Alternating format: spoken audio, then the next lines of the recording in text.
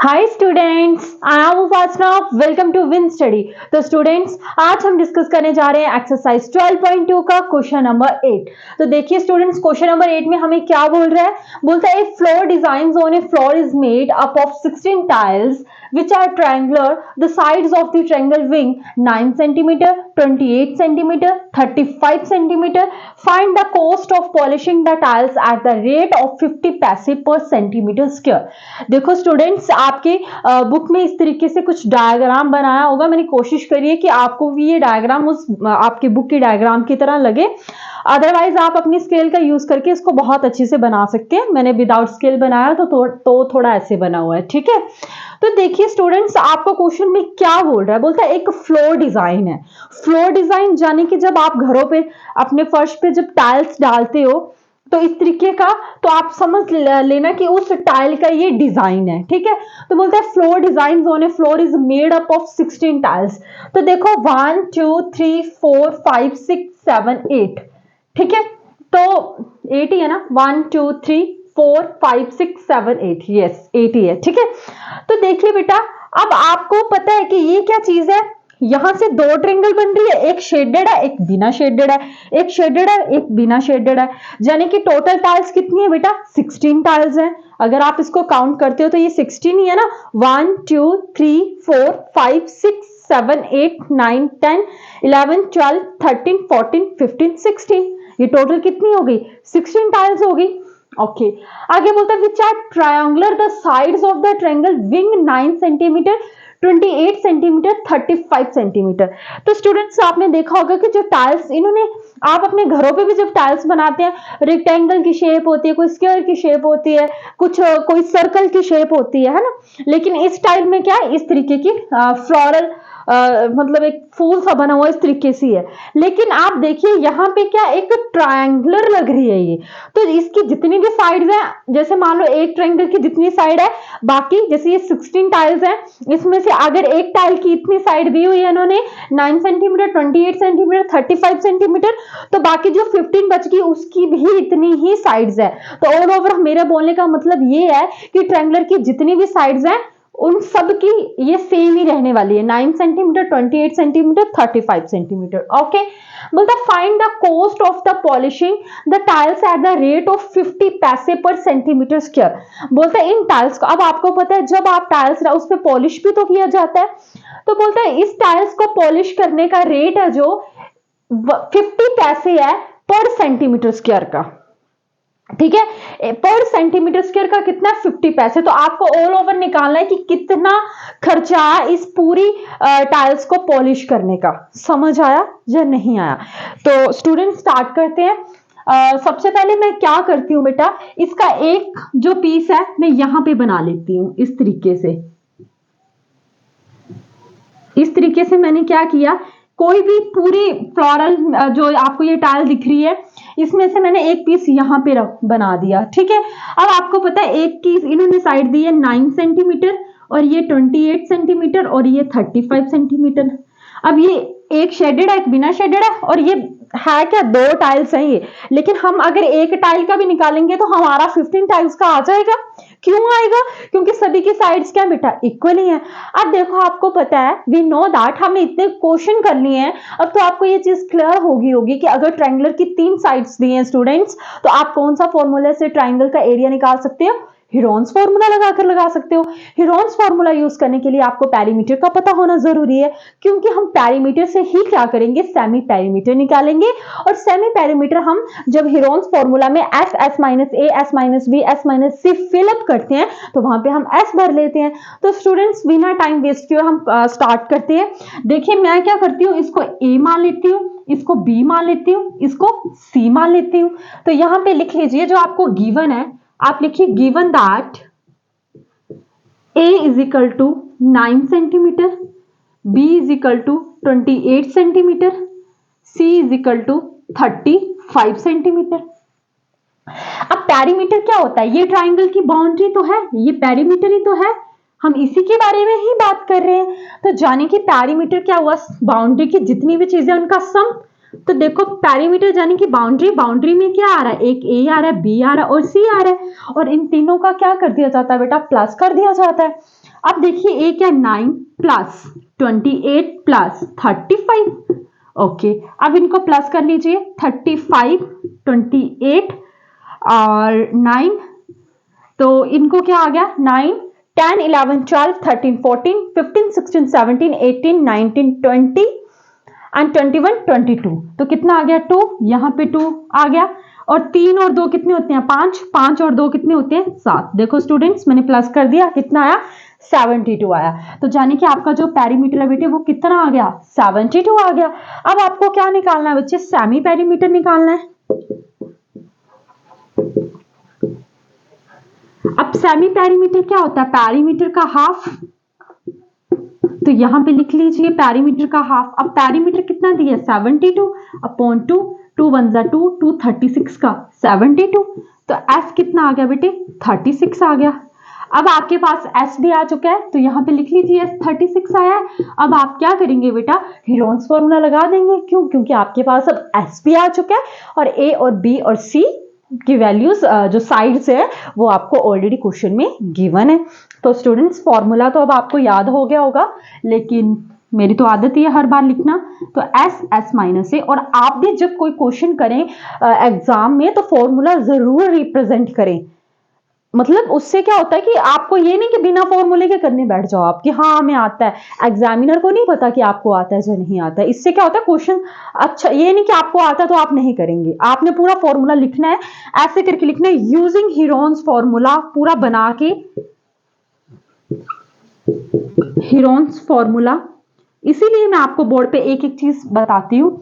ये कितना आ गया एस माइनस बी और ये आ गया एस माइनस सी।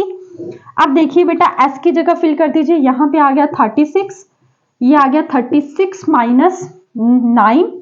ओके, आगे क्या 36 माइनस 28 और ये क्या 36 माइनस 35।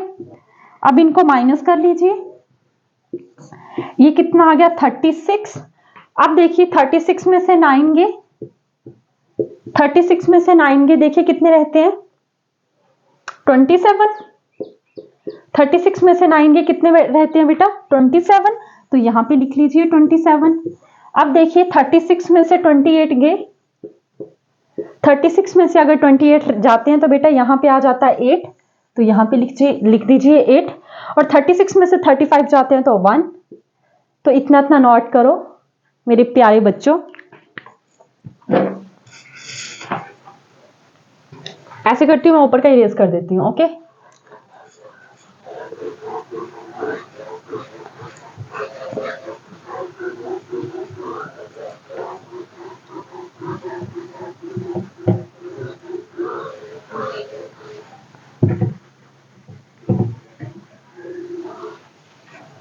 ठीक है जी। अब देखो बेटा ये क्या आया हमारा 36। अब आप क्या करेंगे 36 के फैक्टर निकाल लीजिए। 36 के क्या है 2 18 जा 36, 2 9 जा 18, 3 3 जा 9, 3 1 जा 3। ये आ गया 36 के फैक्टर। आगे 27 के देखिए 3 9 जा 27, 3 3 जा 9, 3 1 जा 3, यहां पे आ गया 27। अब 8 के देखिए 2 4 जा 8, 2 2 जा 4, 2 2 2 1 जा 2। ठीक है, मे भी कईयों को लग रहा होगा कि ये तो चीजें हमें आती है, आप हर एक चीज बोर्ड पे क्यों लिखते हो। बेटा इससे क्या होता है आपकी क्लैरिफिकेशन होगी। कई बार होता है टीचर आपको क्लास में बोल देता है आप इसको कैलकुलेशन कर लेना और आपका आ जाएगा, लेकिन घर जाके कुछ बच्चे तो उसको करके नहीं देखते, और जो बेचारे करके देखते हैं उनका कई बार नहीं आता, तो वो क्या होता है आप वहीं पे छोड़ देते हो। मेरा बिल्कुल मतलब एक एक कैलकुलेशन बोर्ड पे करवाने का मतलब ये कि आपको कंफ्यूजन का कोई चांस ही ना रहे कि यस आ रहा है, इतना आ रहा है, पॉइंट में हो चाहे कहीं भी हो, मेरी कोशिश ये है कि आंसर एक्यूरेटली आपको पता चले कि आ कैसे रहा है। ठीक है, तो यहां पे आ गया। उसके बाद जहां जहां पे जैसे देखिए 36 के मैंने फैक्टर निकाल लिए, 27 के निकाल लिए, 8 के निकाल लिए, और 1 का तो 1 ही होता है, तो यहाँ पे फिल कर दीजिए बेटे। अब देखो 36 है, 36 की जगह क्या लिखोगे 2 इंटू 2 इंटू 3 इंटू 3। देखिए 2 2 4, 4 3 12, 12 3 36। आगे देखिए 27 का कैसे लिखोगे 3 3 9, 9 3 27। यस, 8 के फैक्टर क्या लिखोगे 2 2 4, 4 2 8, और ये सिंगल 1 है तो इसको रहने दीजिए 1। ठीक है, अब देखिए मैं आपको करने का तरीका बताती हूँ जिससे आपका क्वेश्चन गलत नहीं होगा। 2 काउंट कीजिए पहले, कितने 1 2 3 4 5, तो यहां लिखिए 2 3 4 5, काउंट कर लो 2 2 4 5। ठीक है जी, आगे देखिए 3 देखिए कितने हैं 2 2 4 और 5, 5 ही है तो लिख लीजिए 3 कितने हैं, एक सेकेंड,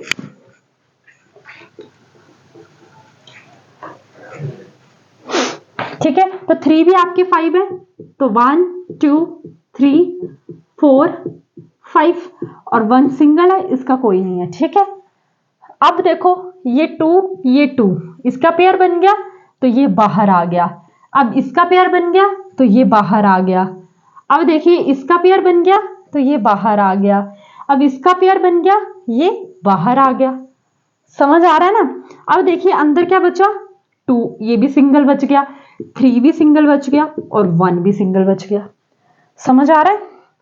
आगे देखिए, अब देखो 2 2 जा 4, 4 3 जा 12, 12 3 जा 36, ये 36, अंडरूट देखिए 2 3 जा 6, 6 1 जा 6, ये आ गया आपका 6।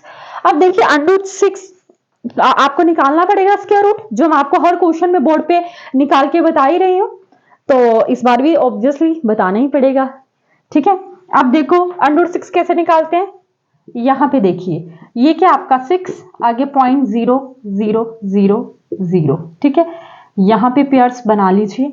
अब देखो ये 6 है, इसको किस तरीके से करोगे, पहले तो रूल ये बोलता है कि आपको डबल डबल नंबर लेने होते हैं, लेकिन यहाँ पे पॉइंट है तो आपको सिंगल से काम चलाना पड़ेगा। अब देखिए 2 2 जा 4, 3 3 जा 9, तो 9 बड़ा हो गया, तो आपको कौन सा लेना है 2 2 जा वाला। ठीक है, तो लिखिए यहाँ पे 2 2 जा 4, ये कितना आ गया 2, इधर पॉइंट है तो मैंने इधर भी पॉइंट लगा दिया। अब दोनों इकट्ठे आएंगे, अब इन दोनों को क्या करना है प्लस कर देना है, कितना आ गया 4 आ गया।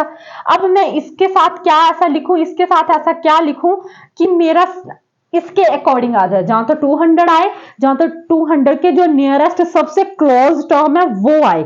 समझ आ गया?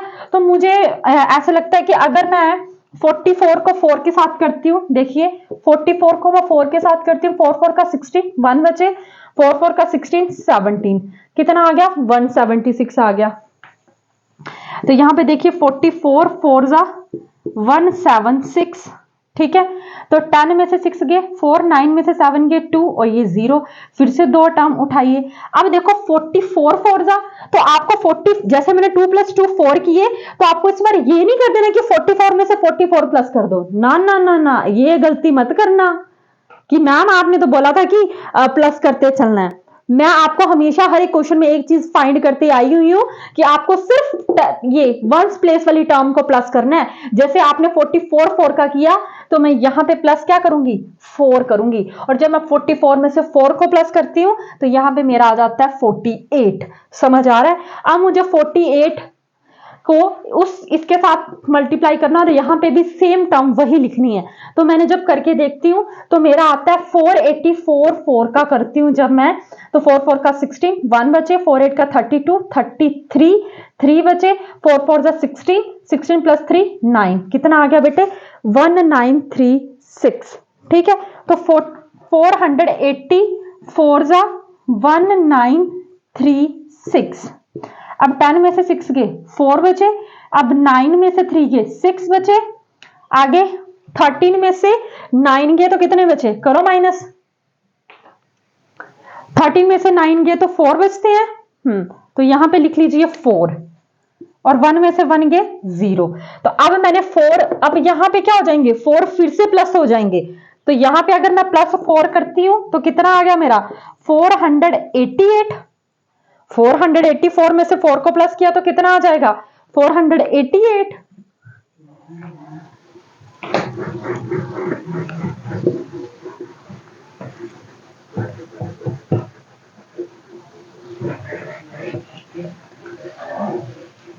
ठीक है बेटे, अब देखो अगर आप 488 को 8 के साथ 9 के साथ करके देखो, 488 को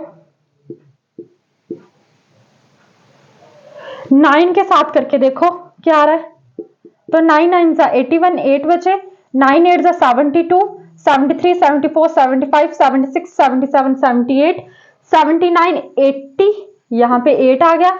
9 8 जा 72, 73, 74, 75, 76, 77, 78, 79, 80, यहाँ पे फिर से 8 आ गया। 9 4 जा 36, 37, 38, 39, 40, 41, 42, 43, 44। तो यहाँ पे कितना आ गया? 44। तो यहां से फिर से 2 टर्म्स तो नीचे उतारनी पड़ेगी। तो ये आपका कितना आ रहा है? 44001। खैर हमें इतना जाने की जरूरत नहीं है। आपको यहाँ पे आपने 9 के साथ किया था, आपके पॉइंट के बाद इतनी टर्म्स आ चुकी हैं कि आप √6 की वैल्यू पुट कर सको। समझ आ रहा है? पॉइंट के बाद इतनी टर्म्स तो इनफ होती हैं, आपको आगे इतना करने की जरूरत नहीं है। ये मैंने आपको स्क्वायर रूट का एक एक स्टेप आपको इसलिए बताया है ताकि आपको किसी भी चीज का डाउट ना रहे। ठीक है, तो अब देखिए ये 36 है बेटे, ये 36 मल्टी ये आया था ना 36 √6, वैल्यू क्या आपकी 2.449। ठीक है जी। अब देखो अगर मैं इस 49 को राउंड ऑफ करती हूं, अगर मैं राउंड ऑफ करूं तो कितना आ जाएगा? 50। तो 36 मल्टीप्लाई 2.450 ये आ जाएगा। अब आपको पता है पॉइंट के बाद जीरो का कोई मीनिंग नहीं होता, मीनिंगलेस चीज है ये। 36 इंटू 2.45 ये आ रहा है ना 36 इंटू। अब आप 36 को मल्टीप्लाई करोगे 245 के साथ, तो बेटा मैं करके बताती हूँ आपको। जैसे कि ये कितना है? 245 और 36, तो 6 5 जा 30, 3 बचे, 6 4 जा 24, 25 26 27, तो 2 बचे, 6 2 जा 12, 13 14, 3 5 जा 15, 1 बचे, 3 4 जा 12, 13 1, 3 2 का 6 7 0, 7 और 5 12, 4 और 3 7 8, और ये आ गया 8। कितना आया बेटे? 8820। तो 8820 आया आपका। अब देखो 2 टर्म के बाद पॉइंट है, तो 2 टर्म के बाद पॉइंट यहां पे आ जाएगा, तो इसका आंसर क्या आ जाएगा? 88.2। और एरिया तो किस में आ जाएगा बेटा? सेंटीमीटर स्क्वायर का, क्योंकि आप एरिया तो निकाल रहे थे इतनी देर से। तो देखो बेटा एक ट्रायंगल का एरिया कितना आया जो मैंने ये बनाई थी, ये कितना आया इसका एरिया बेटे? 88.2 सेंटीमीटर का स्क्वायर, यही आया। तो इसको नोट कर लीजिए अगर आपको पसंद आ रहा है ये। अगर आपको लग रहा है कि आप कर सकते हैं फिर रहने दीजिए। ठीक है,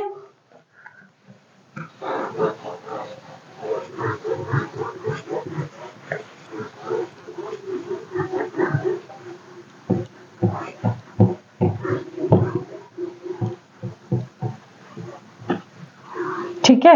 और मेरी ये वीडियो स्पेसिफाई मैं किसी एक बच्चे के लिए नहीं बनाती बेटा, मैं चाहती हूँ कि इसमें हर एक बच्चा मुकम्मल हो, कि उसको ये ना लगे जैसे क्लास में क्या होता है कि कहीं ना कहीं आपको ऐसा लगता है कि आपके साथ हम जो मतलब बच्चे टॉपर्स को ज्यादा इंपॉर्टेंस दी जाती है। मेरे केस में ऐसा नहीं है, मैं इसीलिए आपको मल्टीप्लिकेशन करना बता रही हूँ, क्योंकि कुछ बच्चों के लिए बहुत इजी चीज होगी लेकिन कुछ बच्चों के लिए नहीं होगी। तो मैं चाहती हूँ कि इस वीडियो से हर एक बच्चा सीखे। ये नहीं कि मतलब जो पढ़ने में बहुत ज्यादा, वैसे तो पढ़ने में सारे ही अच्छे होते हैं, बस बात ये होती है कि आप किस चीज में ज्यादा दिमाग लगा रहे हैं, आप किस चीज को ज्यादा वक्त दे रहे हैं। ऑब्वियसली बात है, आप किस चीज को ज्यादा वक्त देंगे आप उसी में परफेक्ट होंगे। तो डिपेंड्स ऑन यू कि आपको किस पे ज्यादा काम करना है। अगर आप वीडियोस देख के ज्यादा पढ़ने की कोशिश करेंगे तो आपका मैथमेटिक्स धीरे धीरे ठीक होना शुरू हो जाएगा, है ना। तो ऐसी कोई बात नहीं होती। तो इसीलिए मैं आपको एक एक चीज बता रही हूँ ताकि आपको दिक्कत ही ना आए, हर एक बच्चे को दिक्कत ना आए, क्योंकि मोटिव तो मेरा हर एक बच्चे के लिए है ना। चलो खैर, अब देखिए बोलता find the cost of polishing the tiles at the rate of 50 पैसे पर सेंटीमीटर स्क्वायर। अब ये मेरा देखिए बेटा एक ट्रायंगल का कितना है? 88.2 सेंटीमीटर स्क्वायर। आपको 16 टाइल्स का पॉलिश बताया हुआ है, तो देखिए मैं डायरेक्ट ही सारा कर दूंगी। आप लिखिए cost of polishing, cost of polishing 16 tiles 88.2 centimetre का स्क्वायर मल्टीप्लाई 60, सीधा मल्टीप्लाई कर दूंगी। अब रेट देखिए किस हिसाब से है। अब देखो अगर 1 रुपीज में 100 पैसे होते हैं तो 50 पैसे में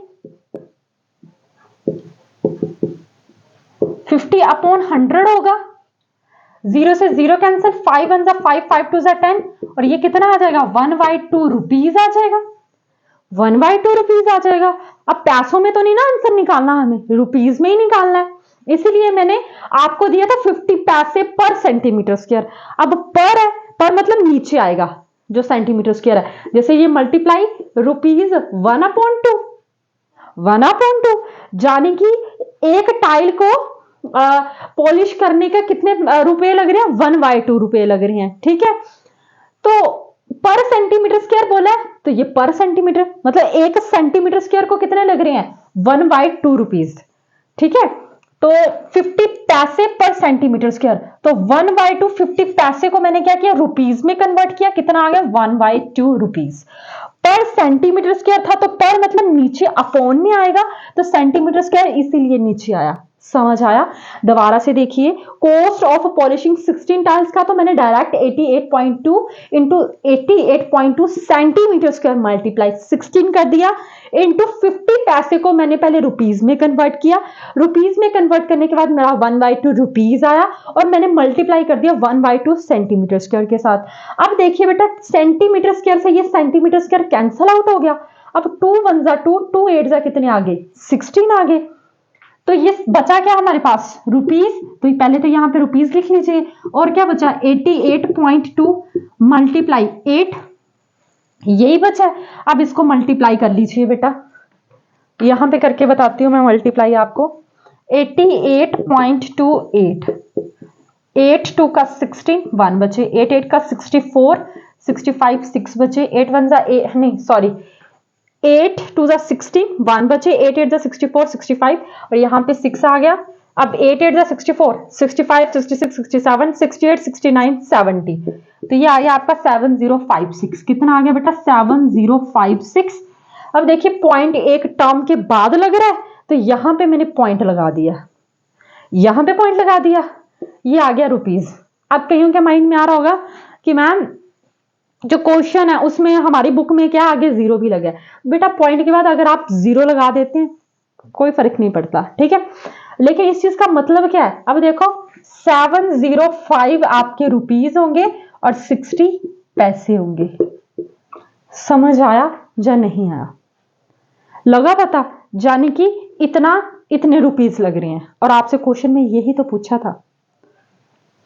क्लियर हुआ? तो आई होप स्टूडेंट्स कि आपको मेरा ये क्वेश्चन अच्छे से समझ आया होगा। अगर आपको मेरी वीडियोस पसंद आ रही हैं तो प्लीज मेरे चैनल को सब्सक्राइब करें, अपने फ्रेंड्स के साथ भी जरूर शेयर करें, and thank you so much मेरी वीडियो को देखने के लिए।